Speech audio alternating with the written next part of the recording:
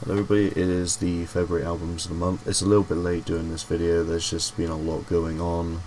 I don't know when I'm starting my new job, as well as a lot of hospital stuff to deal with. So due to just not being able to be on as much as I want to, I've just been kind of casually listening to the stuff, and yeah, I've just been doing more recordings quite lately, to be honest, but I've managed to get around everything I want to talk about this month. So yeah, let's start with the worst, go to the alright records, go to the best, and yeah, we'll do this next month, hopefully. So yeah, let's start off with the worst albums of the month. The new album by Doves, Constellations for the Lonely, I'm not the biggest fan of. I do like the fact that they kind of bring in some more melancholy, darker ideas, but it feels like they just kind of drag it on throughout the album, and it's something that I just can't really click with, so not really a fan. I'll give it a 2 out of 5.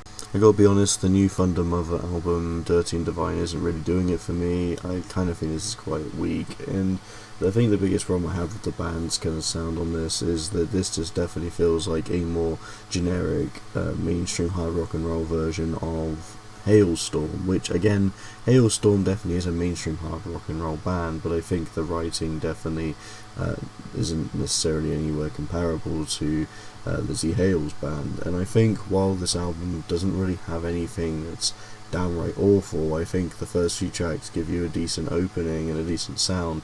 I don't think the album necessarily makes up for it. It just kind of feels like a very beige album, if I had to describe it like that. It's just nothing I really see myself going back into, which is unfortunate because I do think there's some good ideas here, but I'm just not feeling this one. I'll have to give it a 2 out of 5. So we go on from the Danish metal pop hard rock. I'm going to say it's just a hard rock pop fusion band called H.E.R.O with Ghost of You.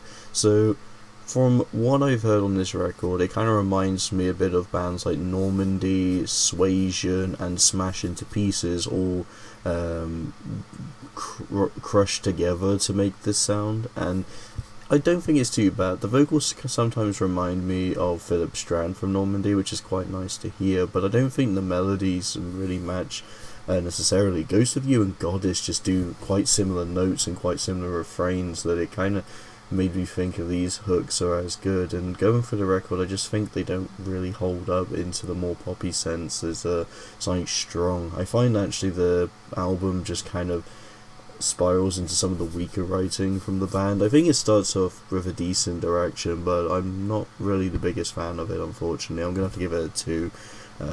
I think sometimes it's a bit overproduced as well.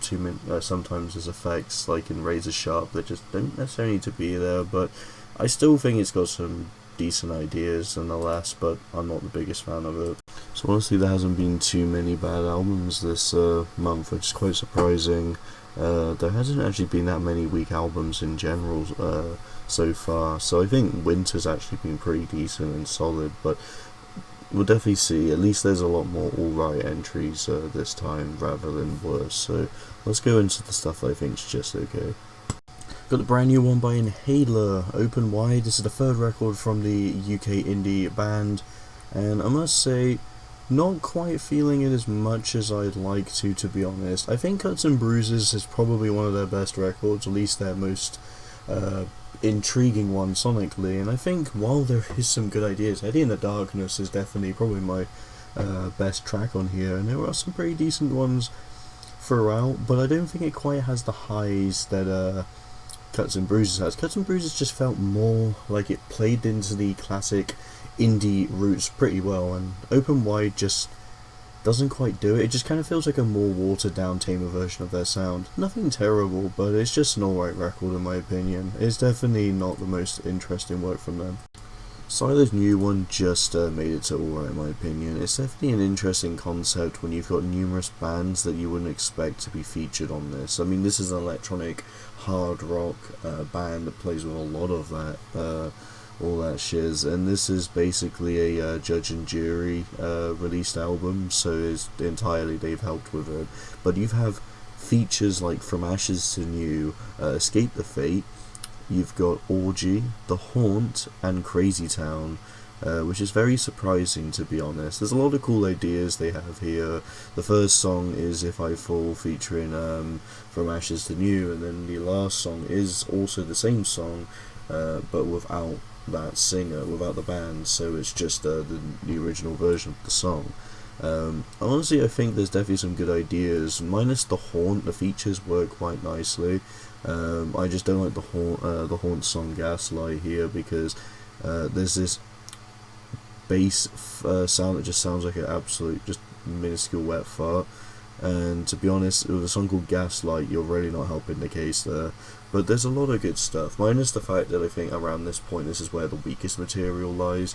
It picks up towards Lighthouse, which is actually the last song the lead singer Shifty Shellshock from Crazy Town recorded, and it has been published before he passed away, so it is interesting to see him here, and honestly I think his efforts are great, and Lighthouse is definitely one of the best songs on here. A lot of good stuff, a lot of decent stuff, but I'd have to say it's just alright at the end of the day. Decent effort though. Winona Fighter's new record, My Apologies to the Chef, I don't mind this one, but I'm not the biggest fan of it. I think it has some great songs to start off with, like Jumper Cables, Subaru, and Hams on a Glass, and after I Think You Should Leave, I think it just really nosedives into some of the weaker stuff on the album. I think there's a lot of songs on here that would benefit from just more polish, to be honest. There's some good ideas, but I don't think the execution quite shows that. I think it's decent for what it is. It's certainly not bad, but I just think it's just another standard pop punk album that doesn't really bring that much creativity to the table. It just kind of feels average in my opinion, but yeah, it's still fine. Stinky is a hardcore punk band that I wish I could get into more with this new record Solace, but I just find it to kind of be kind of an averagely okay hardcore punk record. There's some nice moments where the energy kind of settles down. You got some instrumentation that gets a little bit poppy at times, but for the most part they do keep the furiousness of it. I just don't think it's necessarily an album I can quite dig into as much. I know that this album definitely would get a lot of attention. I can see this being a band that a lot of people could easily get into, especially in the hardcore punk sound, but to me it's just fine. I think there's some elements I would improve in their sound. Not the biggest fan of the vocals, but where it goes, it's certainly not a terrible album, so I'd say it's alright. So when I recorded another Finnish melodic death metal album, I listened to it first, and I will say it is on the better side of the video, but yeah, here's another melodic death metal Finnish album, although it, from me ordering from worst to best, it's the first one. So Tides by Horizon Ignited is okay in my opinion. I think from the shift to something that feels more in line to heavy metalcore is not what I expected from the melodic death metal outlet.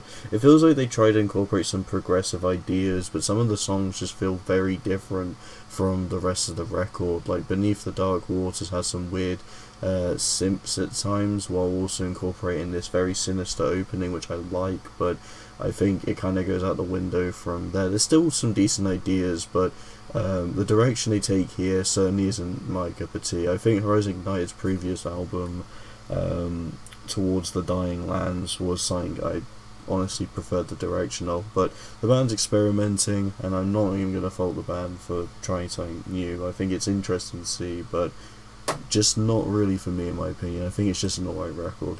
Finally, the best albums of the month, stuff that I think generally holds up better than the rest of the stuff we've talked about so far, so let's dive into it. We've got the new one by Bleeding Through 9, so 7 years since the last record, and yeah, I think the band's back with some great ideas. Honestly, the whole album is just chock filled with great times. The symphonic black metal intertwined with the metalcore sound of this band doesn't fail in my opinion. I think some of the songs they could have a little bit more versatility, a little bit more stuff to stand out, but I think each song in its own right just delivers a pretty good experience all put together. The singles I don't think were the best stuff, so I can definitely see people who listen to the singles not having the best idea of what the album could be, but I think in the end the product is great. You definitely get something that's pretty solid, and yeah, that's about all I have to say for it. I think it's definitely worth the wait. I give it a 3.5 out of 5, it's pretty good. We've got the brand new one, and it's a brand new debut as well by the DEFECT. It's the new record DEFECT's Destiny, which is an electronic metal album that plays with cyber metal ideas. It's basically just like sort of the cyberpunky metal-esque sound, and I think the songs work quite well. They're not incredibly strong songs in their own right mind, but I think they definitely have some interesting ideas, and it's kind of this genre that is either it works or doesn't. Bands like Combi Christ sort of dabble in this sort of area, and while results depend on how it goes, I don't think this album's too bad. It's actually pretty decent, and it's nice to see the band collab with The Browning, a electronic and deathcore band that also had them feature on the last album Omni, and a record that I forgot to review. If you want my quick opinion on that, I think it's good. I just didn't get time to reviewing it, but yeah, the DEFECT's actually pretty decent. Some great songs. Dreamwalker, Immortal is quite nice, as it has Browning in it, and I think even tracks like Into the Void and Annihilate definitely pull me in. There's definitely a lot of good stuff. I just don't think it's a crazy good record, so I'll give it a 3. We got the new one by Defiled, Serenity, Within the Slumber of the Mind. This is a debut album from the Finnish melodic death metal band, and frankly death metal in Scandinavia have never really tanked too much per se. Even the weaker stuff from bands like In Flames has still had some gems on there, and the band's definitely got back on track to release better material. And Defiled Serenity, I don't think necessarily this is the strongest debut, at least when it comes to a band in the genre. There's definitely some great ideas here, but nothing necessarily feels like, hey, this is a whole new band with a whole new sound. This definitely feels just like another pretty well made Scandinavian melodic death metal album, and I mean, I definitely think that with the debut they can easily work upon what worked here, and I think in future this definitely could be a band that has absolutely a huge amount of potential to show for. But as of right now, it's a good album. I just don't think it necessarily pulled me in as much as I wanted to, but not a bad track. I give it a 3 out of 5. It's still a good listen. I recommend this one. Got a new record by Days of Jupiter, The World Was Never Enough. So this is a band that just kind of sound like your average generic hard rock mainstream band, sort of playing into a lot of the octane core stuff you'd hear on Kerrang. But Days of Jupiter just basically that, but they haven't had the success. But I must say, I find these records to be quite cheesy and just kind of bland. I find a lot of bands that dabble in this sort of sound do that, but like Blackstone Cherry, which I just don't really find bands that in this sort of vein of sound to be that impressive. But The World Was Never Enough was actually a lot more of a concrete listen than I thought. There was a few slow songs that I don't think really worked amazing, but I like the atmosphere of a lot of the tracks, and I think minus Desolation, it's all good stuff. I quite like Denial. I think just the energy they bring on here, it's quite nice, and it's also nice to see that not these songs are mainly more than 4 minutes. Normally with bands like this, they kind of just do a sharp to the point 3-minute song, but it's nice to see them do longer songs, because I think the runtime works great with tracks like The World Was Never Enough, Original Sin, and even the last few tracks as well. I really like Ignite and Invincible, and Parasite's a good song too. So yeah, pretty good record. Give it a 3 as well. This one's good. We got the side project of Phil Anselmo, the lead singer of Pantera, with Scour. This is a black metal band, and they have just finally released their debut record, Gold, which honestly this one is actually pretty good when it comes to blending black metal with the extreme metal aesthetic. You just get some absolute crazy moments on this record, and it generally has some nice production to really give it that more modern sound, while also feeling like something that could be a timeless classic from now. I quite like it. I think black metal and extreme metal are two genres that I think work quite well together, but I don't necessarily see the results of bands doing it the best. But Scour was definitely a breath of fresh air for it, and I think this album's pretty good. I'm going to give it a 3.5 out of 5. I think it's a good album. We got the new one by the doom rock band Hangman's Chair with Seduction. Yeah, I honestly think this is a pretty standard, decent sounding record from the band. It's got some pretty good, decent material. Honestly, I think a bunch of the ideas and the mood that each song brings, especially towards the first half of the record, quite entices that kind of classic doom rock sound. Nothing groundbreaking, and I certainly wouldn't say this is probably the best stuff from the band, but I think Hangman's Chair's new entry here is pretty decent. I'm going to give it a 3 out of 5.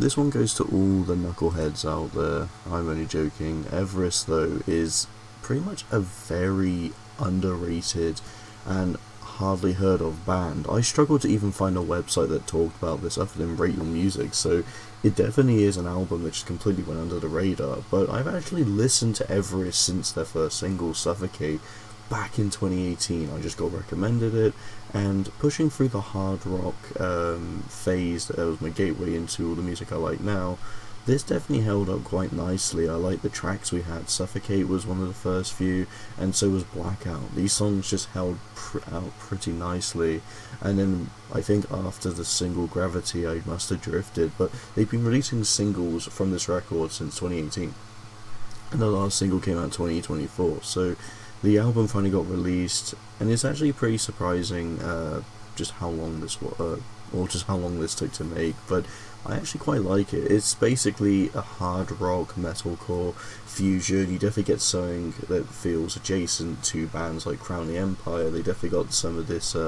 little creativity of meshing a lot of bands from the genre. I get a little bit of Polaris. Sometimes I get a little bit of Modern Architects as well. There's definitely a big fusion of stuff and ideas, but this has been going for quite a few years that I don't even think this hits the Modern Architect sound. I think a lot of it was done before then, unless they had inspiration while releasing the song slowly. I definitely reckon this was a album where they wrote one song every few months and then finally got to tweaking on it, because there's no way this was done in a short amount of time. But I actually really enjoy this. There's not a single song that feels weak, but there's definitely some songs that could probably have some improvement as well.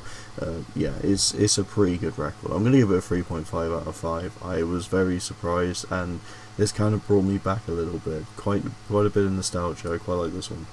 So that wraps up the albums of the month. Honestly, it's been a pretty good month at least. February has had some absolute highs.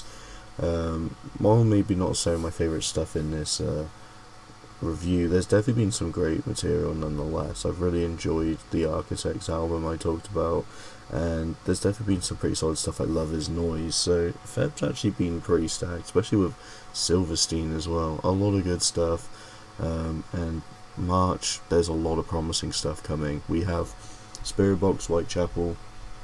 That is just some of the stuff I'm really looking forward to talking about, so yeah. Thank you so much for watching, and I should be able to get the February tracks of the week as well up soon.